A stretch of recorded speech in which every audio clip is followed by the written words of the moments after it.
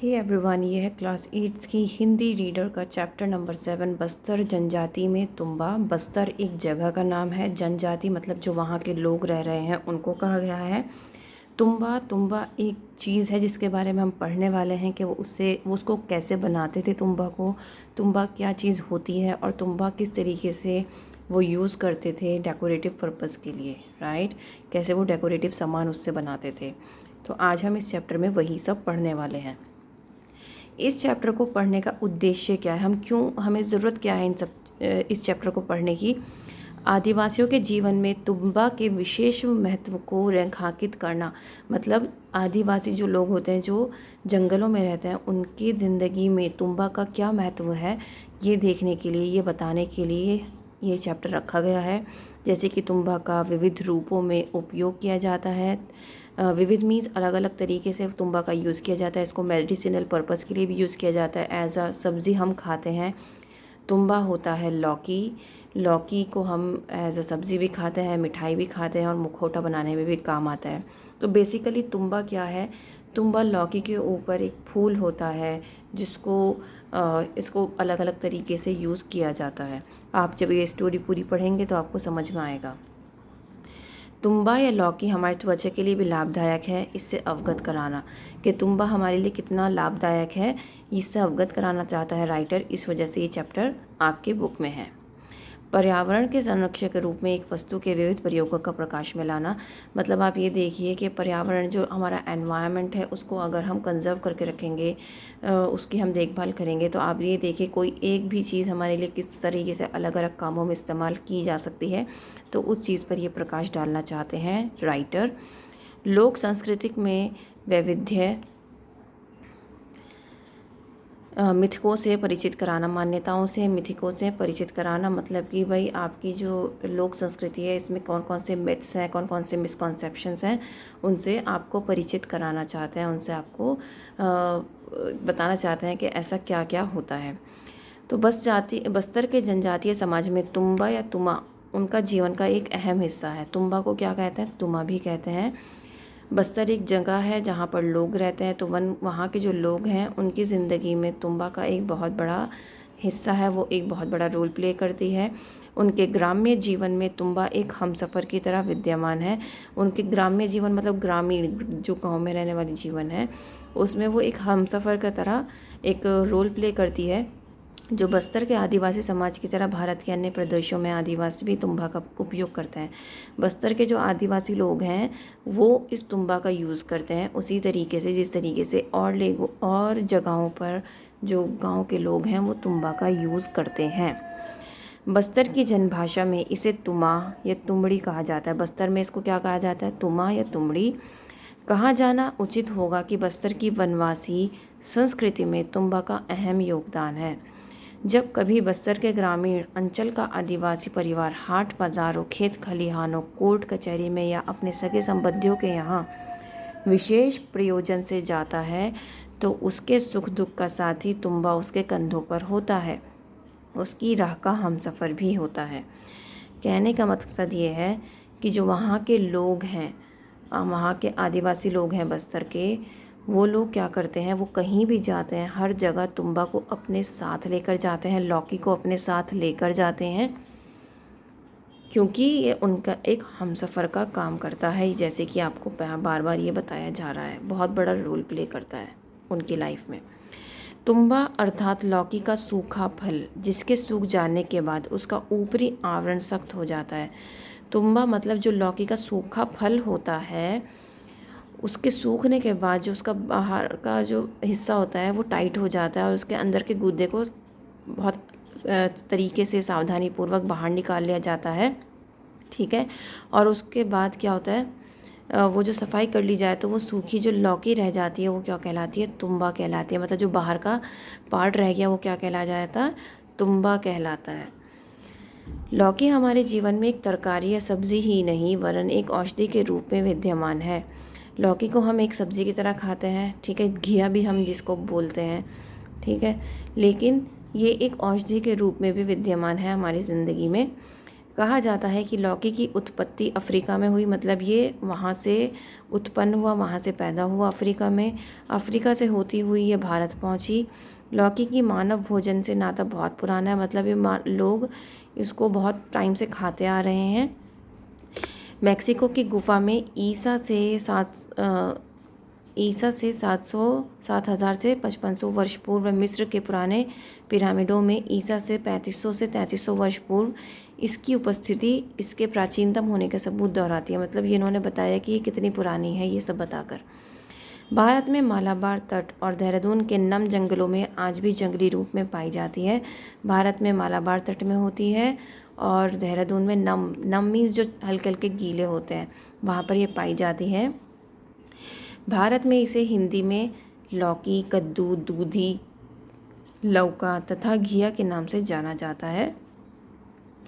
यह स्वास्थ्य के लिए अच्छी मानी जाती है। इसका वानस्पतिक मीन्स साइंटिफिक नेम लेजेनेरिया सिसेरेरिया, ये इसका साइंटिफिक नेम है जो आपको याद होना चाहिए हिंदी में भी और इंग्लिश में भी। लेजेनेरिया सिसेरेरिया ये 2 प्रकार की होती है। पहले तो ये बेलनाकार, मतलब जो कि एक बेलन की शेप में होती है जिसको हम बॉटल गार्ड भी कहते हैं, और दूसरे होते हैं गोलाकार जो गोल की शेप में होती है, जैसे यहाँ पे बताया गया इसको बॉटल गार्ड कहते हैं। अब लौकी कब पाई जाती है? जनवरी से मार्च और वर्षा ऋतु में जून से जुलाई के महीनों में ये पाई जाती है। तो आपको ये कुछ चीज़ें ऐसी हैं जो आपको याद होनी बहुत ज़रूरी, कब पाई जाती हैं, इसको भारत में किस किस नामों से पुकारा जाता है। और ये जो आप चैप्टर पढ़ रहे हो इसमें जो मेन है कि ये जो तुम्बा है वो एग्जैक्टली है क्या। तो तुम्बा क्या है? ये एक सूखा फल है जिसके सूख जाने के बाद उसकी आवरण सख्त हो जाता है और उसके बीच अंदर से गूदा निकाल दिया जाता है, और ये जो सूखी लौकी रह जाती है तुम्बा कहलाती है।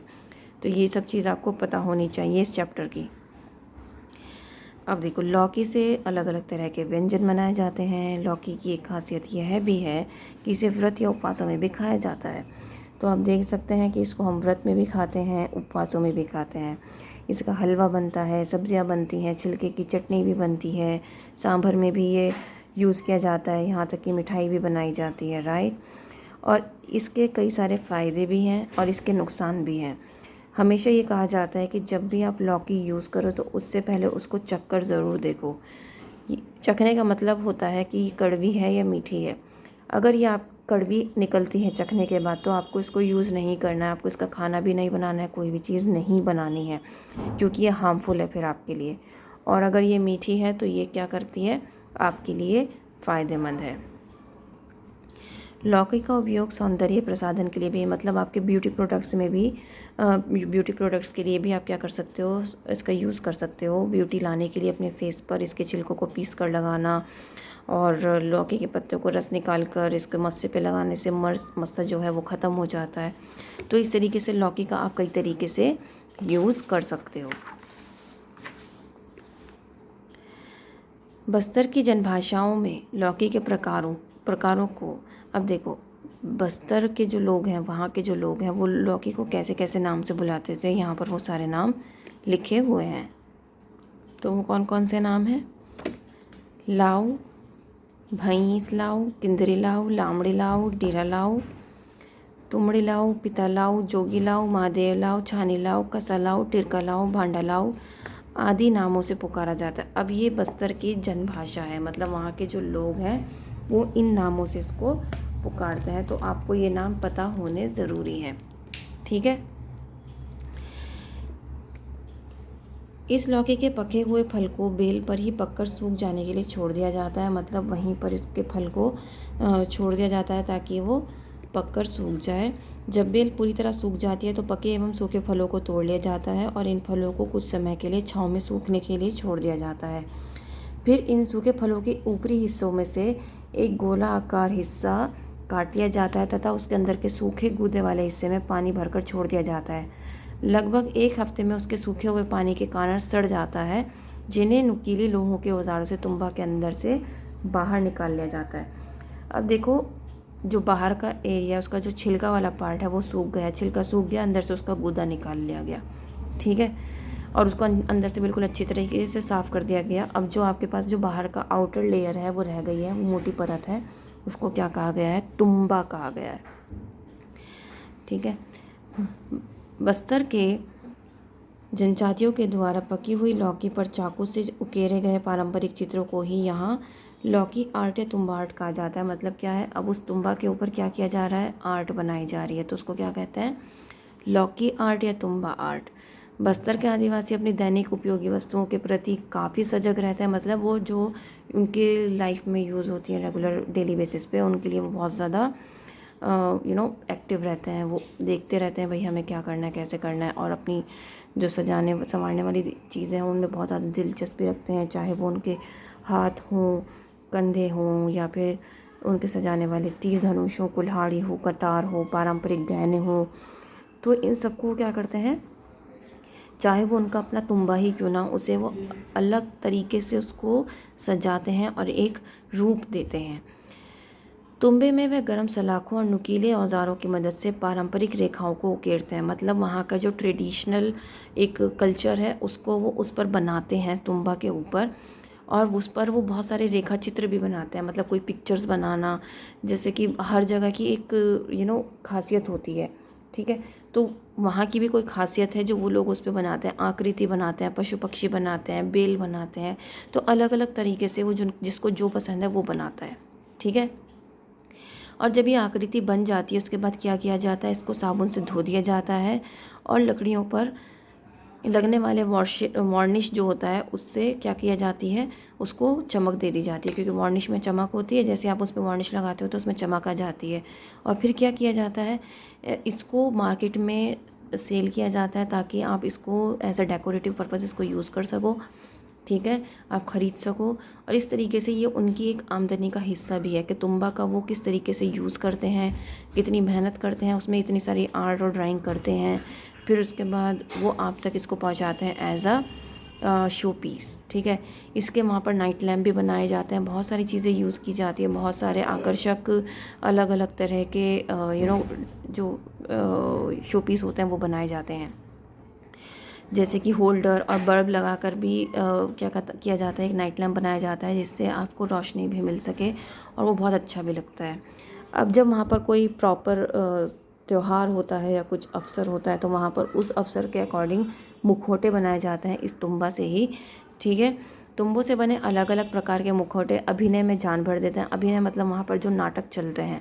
ठीक है, सूखी लौकी के भारी हिस्से पर आँख मुँह बनाकर नाक बनाकर चेहरे को ढकने के लिए टुकड़ा मुखौटा कहलाता है, जिसको जैसे कि तुम्बा को यूज़ किया जाता है। तुम्बा का फूट जाना अर्थात अनर्थ होना। अब तुम्बा एक जैसे कि इस कहानी में आप पढ़ रहे हो, तुम्बा कितना महत्वपूर्ण है आदिवासियों के लिए, वहाँ के ग्रामीण लोगों के लिए, बस्तर के लोगों के लिए। तो अगर तुम्बा फूट जाता है तो वो वहाँ पर एक अनर्थ है।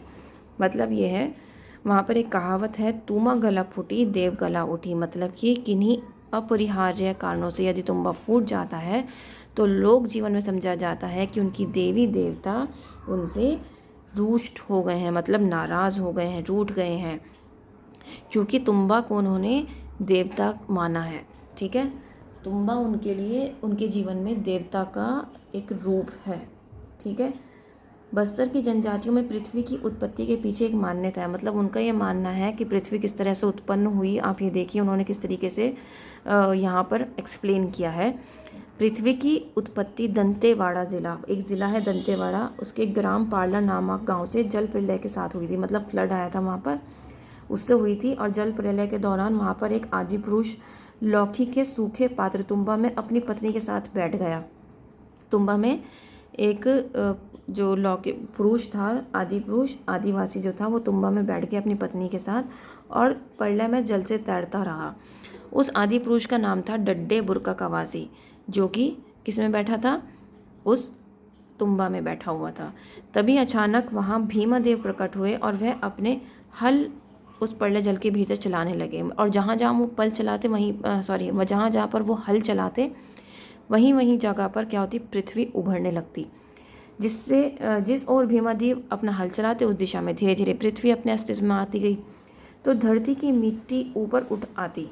इस तरीके से उन्होंने क्या किया है कि भाई वहाँ पर एक भीमादेव आए थे, जब उन्होंने जैसे जैसे उस फ्लड में उन्होंने अपना हल चलाया तो क्या हुआ, वहाँ पर धरती बनती चली गई और उस उठान से कहीं पहाड़, कहीं पेड़ पौधे, कहीं घास फूस का निर्माण होने लगा। सृष्टि के अस्तित्व में आने के बाद भीमादेव अदृश्य हो गए, मतलब जब उन्होंने सृष्टि बना दी तो वो अदृश्य हो गए, उन्हें वो कहीं नहीं दिखाई दे रहे थे। और जो तुम्बा था धरती के किसी टुकड़े पर टिक गया और जो तुम्बा के भीतर बैठे आदि पुरुष डड्डेबुर का कवासी अपनी पत्नी के साथ निकलकर भीमादेव की शरण में जा पड़े। मतलब वो लोग भीमादेव की शरण में चले गए और उन्होंने उनको आशीर्वाद देते हुए संसार के विकास की जिम्मेदारी किसको सौंपी, डड्डेबुर का कवासी को सौंपी। सर्वप्रथम डड्डेबुर का कवासी ने तुम्बा से निकलकर पास के एक अमलतास के पेड़ के नीचे विश्राम किया। उस अमलतास को लोक भाषा हल्की में सोनरली या भालू मसूरी कहा जाता है, तो उसको आपको याद रखना है इस नाम को, ठीक है। तथा उस पेड़ के नीचे अपने आदि पुरुष का निवास मानने के कारण अमलतास के फूलों को नहीं तोड़ते। अमलतास के फूलों को वहाँ पर इसीलिए नहीं तोड़ते क्योंकि जो डड्डेबुर का निवासी थे वो उस तुम्बा से निकलकर पहली बार किसकी शरण में गए, भीमादेव की शरण में गए, उनसे आशीर्वाद लिया और वहाँ से आकर वो कहाँ पे, अमलतास के पेड़ के नीचे उन्होंने विश्राम किया था, जिसकी वजह से अमलतास के फूल भी वो लोग नहीं तोड़ते। अब जल प्रलय की ये रोचक घटना और पृथ्वी का जन्म पालनार गांव से प्रारंभ होना सुनने में अद्भुत लगता है, किंतु लोक मान्यता अपनी जगह लोक मान्यता, मतलब ये लोग मानते हैं, ऐसा है नहीं, ठीक है। बर्तनों के रूप में सूखी लौकी का प्रयोग भारत के कई प्रदेशों में आदिकाल से किया जा रहा है। मतलब बर्तनों को सूखी लौकी के रूप में यूज़ किया जाता है, ठीक है। इन गोल या विभिन्न आकार प्रकार के तुम्बा का पानी रखने के लिए प्रयोग किया जाता था, अब भी किया जाता है। यही नहीं, एक स्थान से दूसरे स्थान तक पानी व अन्य तरल पदार्थों के परिवहन में तुम्बा का प्रयोग होता है। परिवहन मतलब एक जगह से दूसरी जगह आपको कोई भी तरल चीज़ पहुंचानी है तो वो आप उसमें तुम्बा में करके पहुंचा सकते हैं। बस्तर के अंदरूनी इलाके, अंदरूनी मीन्स जो अंदर अंदर इलाके हैं, वहाँ पर आज भी भोजन परोसने के लिए तुम्बा का यूज़ किया जाता है, पानी पीने के लिए भी, और इस तरीके से इसका बहुत ज़्यादा यूज़ किया जाता है वहाँ पर। बस्तर में प्रकृति द्वारा वरदान रूप प्रदत्त साधनों से तरह तरह के वाद्य यंत्र, मतलब ये है कि तुम्बा से अब क्या करते हैं ये लोग, इतनी सारी चीज़ें तो बना ही रहे हैं, उसके साथ साथ ही वहाँ पर वाद्य यंत्र भी बनाते हैं। तो वहाँ पर जो आदिवासी समुदाय के लोग हैं वो कला संगीत के साधनों के बीच भी क्या है, ऐसे ऐसे वाद्य बनाते हैं जो जल्दी से कहीं नहीं मिलते।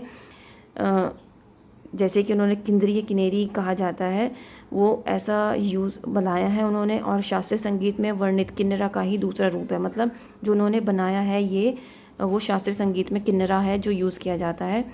इसमें बांस की पतली खपच्चियों में 4 तार होते हैं। इसका घट सूखी लौकी का बना होता है। घट मीन्स जो मेन पार्ट होता है। सूखी लौकी कहीं कहीं एक तार का प्रयोग करते हुए एक तारा वाद्य के रूप में प्रयुक्त होती है। राम बाजा में भी तुम्बा का प्रयोग किया जाता है। आप देख सकते हैं इन्होंने कितने सारे वाद्य यंत्र बनाए हैं, राम बाजा भी बनाया है, एक तारा भी बनाया है, और किंदरी या किनेरी जिसे कहा है वो भी बनाया है। उसी तरह बीन भी संगीत वाद्य है। इसका प्रयोग प्राचीन समय से होता आ रहा है। बीन आपने सुना ही होगा, बीन वो करते हैं, लेकिन ज़्यादातर इसे सांप जो पकड़ते हैं लोग या सांप का तमाशा दिखाने वाले लोग होते हैं वो यूज़ करते हैं, जबकि ये शास्त्रीय साज नहीं है, इसे लोक साहस कहा जाता है। मतलब एक प्रॉपरली इसको नेशनल लेवल का वो नहीं दिया है, दर्जा नहीं मिला हुआ है।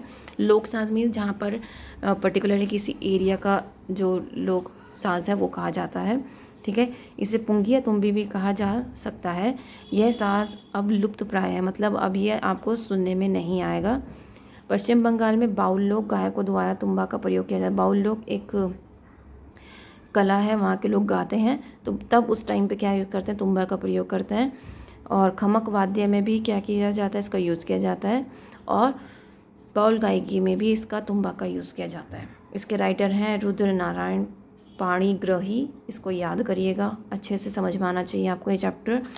पूरी तरीके से कोशिश किया कि आपको अच्छे से समझा पाऊँ। अगर कोई कमी रह गई हो तो आप पूछ सकते हैं कमेंट में। उम्मीद है समझ में आ गया होगा। तो फिर मिलती हूँ एक नई वीडियो में, तब तक के लिए शुक्रिया।